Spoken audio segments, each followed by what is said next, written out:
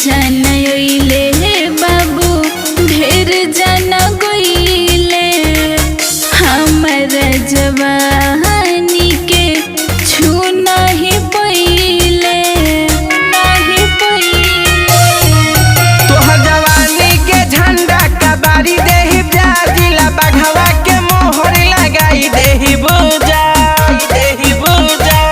ढेर जनी बोला बाबू जरियाई तो जहुए लगी सुधर जा तब की बात सुन बगसर के लइकन के लाग जाई मोहर कुंवारे में सोहर गवाए लागी।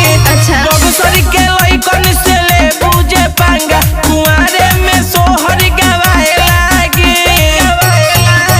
अपन चढ़ली जवानी देखाई हो ए पे कितना जना के मुआई हो छुआ बजबा बुता तोहरो मिजाज पनियाए लगी बुझला अरे सुन बोलो। बगसर के लइकन से ले बुझे पांगा कुंवारे में सोहर गवाए लागी। अच्छा। बगसर के लइकन से ले बुझे पांगा कुंवारे में सोहर गवाए लागी।